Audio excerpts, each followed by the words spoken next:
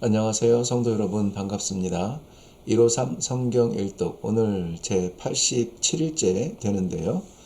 오늘은 전도서 11장에서 시작해서 아가서를 마치고 이사야서 오늘 2장까지 가려고 합니다. 먼저 전도서 11장 말씀 보면 무엇보다 제가 선교사로 나갔을 때 36살이었는데요. 선교를 좀 더 일찍 나갔어야 한다는 안타까운 마음에 그저 말통하는 어른들 중심으로 개척 사역을 하다가 어느 날 하나님께서 보게 하신 주위에 둘러앉은 새까만 눈동자의 아이들을 보게 하셨습니다. 그리고 그 아이들은 오늘 전도서 11장 1절 말씀과 함께 늙어도 떠나지 않을 말씀의 시기임을 알게 하셨죠. 너는 내 떡을 물 위에 던져라. 여러 날 후에 도로 찾으리라.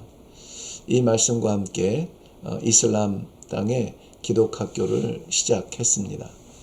아무도 자녀를 보내지 않을 것이라는 만류에도 불구하고 그저 하나님 주신 비전으로 벽돌을 짓기 시작했습니다. The Promised Land, 그 약속의 땅에서 자라는 지금 약 300여 명 되는 미래의 성도들, 기독 국제 학교에 반짝이는 보석들이 더욱 그리워지는 시간입니다.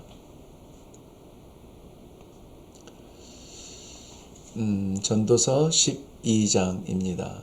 성도로 살아가는 사람들에게 삶의 지혜를 나누었습니다. 전도서를 마무리하면서 중요한 몇 가지를 강조하고 있습니다.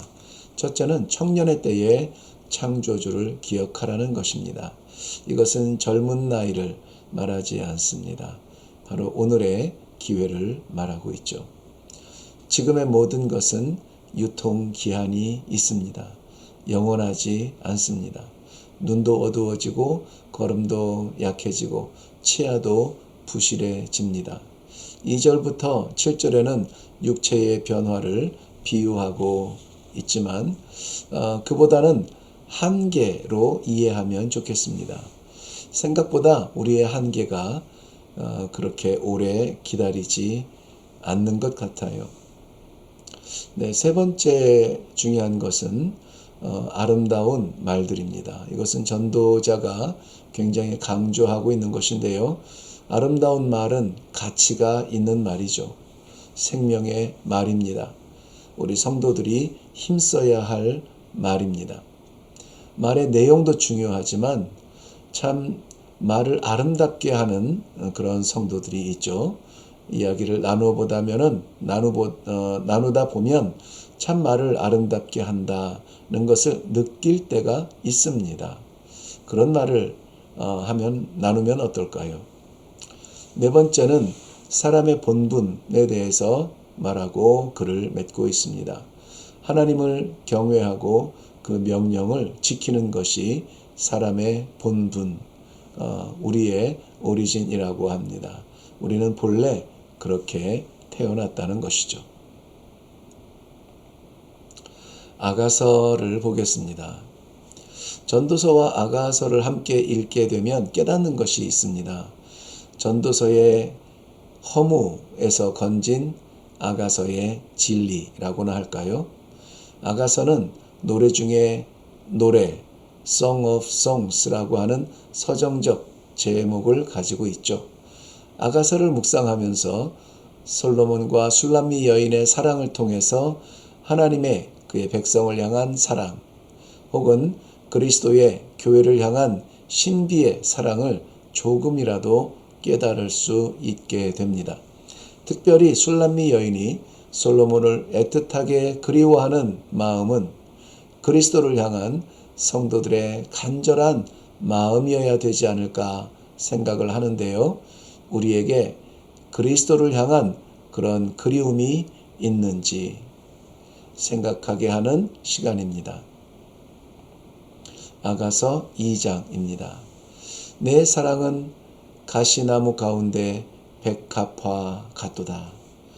나의 사랑하는 자는 숲을 가운데 사과나무 같구나. 세상이 아무리 죄로 어두워져도 그 가운데 빛나는 사랑이 있나 봅니다. 개인적으로 성경 구절 가운데 참 좋아하는 구절을 나누고 싶습니다. 바로 10절에 보면 나의 사랑 내 어여쁜 자야 일어나서 함께 가자. 주님께서 나를 그렇게 일으키셨고 나도 또한 일회교회의 성도들을 그렇게 일으키고 싶습니다. 일어나서 함께 가자. 오늘 본문에도 나오지만 예수님께서도 그의 제자들에게 하신 말씀이었죠. 자, 이 아름다운 말씀의 동산, 이놈의 작은 여우를 잡아야 할 텐데 말입니다. 아가서 3장입니다. 목동으로 알았던 솔로몬은 왕이었죠. 온종일 바깥일에 검게 그을린 얼굴이 가릴 수 없었던 술람미 여인의 아름다움을 발견한 솔로몬의 구애. 우리 주님은 우리 험악한 삶의 모습 속에 가려진 진실한 마음을 보십니다. 그리고 그의 혼인잔치에 바로 우리를 부르시죠. 그의 신부의 자리에 말입니다. 누구라서 이런 아름다운 말로 사랑을 표현할까요? 5절에 보면 사랑하는 자가 원하기 전에는 흔들지 말고 깨우지 말지니라. 주님을 향한 우리의 사랑의 표현이 이것에 비하면 너무 건조한 것 아닐까요? 사랑의 고백은 매일 들어도 좋다고 합니다. 신랑에게 하듯 주님을 향한 사랑의 표현이 마음껏 이루어지는 그런 하루 어떨까요? 아가서 4장입니다. 내 사랑아, 내 신부야, 내 누이야. 그를 향한 깊고 진실한 사랑의 표현 이상의 무엇을 담고 있음을 느낍니다. 그런데 이 사랑의 표현이 장차 오실 그리스도께서 그의 백성들을 향하여 말씀하시며 그의 신부를 이렇게 노래하신다는 것을 생각해 보셨나요? 주님은 당신을 소중하게 여기십니다. 우리는 그분 안에서 완전해집니다. 아름다워지고 깨끗해집니다. 본문은 그 사랑을 받은 성도를 열매 맺는 동산으로 상징합니다. 그리고 이렇게 말씀하시죠. 그 동산에 들어가서 그 아름다운 열매 먹기를 원하노라. 우리의 신랑이 우리 동산에 왔을 때 그가 얻을 열매가 좀 있어야 할 텐데 말입니다. 아가서 5장입니다. 계시록 3장 20절 보면 볼지어다 내가 문 밖에 서서 두드리노니 누구든지 내 음성을 듣고 문을 열면 내가 그에게로 들어가 그로 더불어 먹고 그는 나로 더불어 먹으리라. 이것을 계시록에서 읽을 때는 굉장히 긴박성을 가지고 읽게 되죠. 문을 두드리는 주님, 문을 빨리 열어야 할 것 같은 긴장감. 그런데 아가서에서는 나의 누이, 나의 사랑, 나의 비둘기, 나의 완전한 자야, 문을 열어다오. 분위기 다르죠? 주님이 두드리는 소리는 꽝꽝 이런 두드림이 아니라 진지하고 감미로운 교제를 원하시는 부드러운 목소리의 부르심으로 이해가 됩니다. 얼른 달려가 활짝 열고 싶지 않으신가요? 우리 신랑이 어떤 분인지 아시죠? 10절부터 16절의 표현대로는 이 세상의 어떤 것도 비교할 수 없습니다. 그는 나의 사랑, 나의 친구이십니다. 아가서 제6장입니다. 술람미 여인의 사랑을 보며 예루살렘의 딸들도 그의 사랑을 한번 보기를 원합니다. 우리가 주님을 그렇게 사랑하면 세상도 우리 주님을 보기를 원할 것입니다. 도대체 누군데 네가 그토록 사랑한단 말이냐? 술람미 여인은 분명히 압니다. 나는 내 사랑하는 자에게 속하였고 내 사랑하는 자는 내게 속하였다. 일심동체죠. 네, 나 있는 곳에 그가 있고 그가 있는 곳에 나도 있다라는 말과 같습니다. 사랑의 완결편이죠. 오래전 바리의 여인이라는 드라마 중에 이 안에 너 있다 라는 말이 유행했었는데요. 우리 안에 주님이 계시면 좋겠습니다. 특별히 10절은 교회를 비유한 4가지 표현이라고 하는데요. 먼저는 아침빛같이 뚜렷하고, 그 다음은 달같이 아름답고, 그 다음은 해같이 맑고, 그 다음은 깃발을 세운 군대같이 당당한 일회교회, 그리고 그 성도들. 아가서 7장입니다. 1절에서 5절은 왕궁의 여인들이 묘사한 술람미 여인의 아름다움을 그립니다. 6절에서 10절은 신랑 솔로몬이 묘사한 술람미 여인의 아름다움을 묘사합니다. 11절부터 13절은 그 와중에 레바논 들판을 그리워하는 술람미 여인의 마음입니다. 우리의 문 앞에 여러 가지 귀한 열매를 마련하여서 주님이 받으실 만한 드림이 있기를 바랍니다. 그러고 보니 곧 추수감사절이네요. 주님께 드릴 귀한 열매들이 마련된 우리의 문 앞이 되기를 바랍니다. 아가서 8장입니다. 차라리 사랑하는 신랑이 내 오라비처럼 나와 비슷한 처지였더라면 얼마나 좋을까. 마음껏 사랑한다고 한들 누가 뭐라고 할 것인가. 그러나 나는 비천하고 나의 신랑은 너무 고귀하구나. 그러기에 신부는 신랑을 더욱 귀하게 여기는 것입니다. 5절에 보면 그러한 그를 더욱 의지한다고 했습니다. 여호와를 의지하는 성도는 신부처럼 평안과 안정을 누릴 수 있습니다. 그리스도를 떠나는 것은 그러한 사랑과 의지가 약해졌을 때입니다. 6절 말씀처럼 도장처럼 새겨지지 않은 사랑은 죽음같이 강한 불길 같은 그 사랑이 아니면 세상의 유혹에 흔들릴 수밖에 없죠. 우리는 그를 위하여 무엇을 할까? 지금은 주를 향한 우리의 사랑이 다시 채워지는 그러한 시간이 되기를 바랍니다. 이사야서 서론입니다.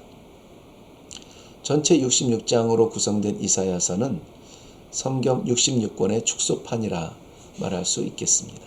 특별히 53장 5절 말씀대로 그가 찔림은 우리의 허물 때문이요 그가 상함은 우리의 죄악 때문이라. 그가 징계를 받음으로 우리는 평화를 누리고 그가 채찍에 맞음으로 우리가 나음을 받았도다. 메시아의 대속 사업을 증거하고 있는 말씀입니다. 이것은 이사야서의 핵심 메시지이죠. 이사야서 전체 구조는 1절부터 35절까지 그 뜻을 잊어버린 백성들을 향한 비난과 질책의 말씀, 36절부터 39절은 그 역사적 배경에 대하여서, 40절부터 66절은 회복을 향한 위로의 말씀으로 되어져 있습니다. 이사야서라고 하는 이 엄청난 책을 이 한 장의 메모로 다 담을 수 없습니다. 어차피 이 한 장으로 설명할 수 없는 이사야서의 서론 부분이기 때문에 아주 점만 찍었습니다. 이제 한 장씩 살펴보면서 위로자 예수 그리스도를 만나 보시기를 바랍니다. 이사야서 1장입니다. 이사야 선지자는 절대적으로 복음주의적 선포를 유지하고 있습니다. 하나님의 구원의 은혜는 보편적인 초청이 있지만 그러나 결국 남은 자를 향한 복음을 담고 있죠. 이사야서의 중심인 9절 말씀 보면 만군의 여호와께서 우리를 위하여 생존자를 조금 남겨두지 아니하셨더라면 우리는 소돔과 고모라와 같이 될 것입니다. 우리의 존재에 대하여 하나님의 은혜를 잊으면 안 됩니다. 3절부터 4절은 이것을 엄히 경고하고 있습니다. 그 잊은 자들이 머무는 자리를 6절에서 설명하는데요. 참으로 추하고 불결하여 있을 수 없는 정도의 자리입니다. 두려운 말씀은 그럼에도 불구하고 형식적인 제사에 머물러 있는 거듭나지 못한 신앙은 하나님 앞에 악취에 불과할 뿐이라니. 18절 말씀처럼 회복을 위하여 오늘 이렇게 우리를 부르시고 말씀의 기회를 주심에 응답하는 축복이 있기를 바랍니다. 오라, 우리가 서로 변론하자. 너희의 죄가 주홍 같을지라도 눈과 같이 희어질 것이요 진홍같이 붉을지라도 양털같이 희게 되리라. 아멘입니다. 네, 계획에는 이사야서 2장까지 되어 있는데 1장까지만 보고 오늘 본문이 좀 길어서 여기까지 하겠습니다. 이레교회 회복의 자리가 되어야 하겠습니다. 그 자리를 위하여서 오늘도 힘쓰고 애쓰는 여러분을 축복합니다.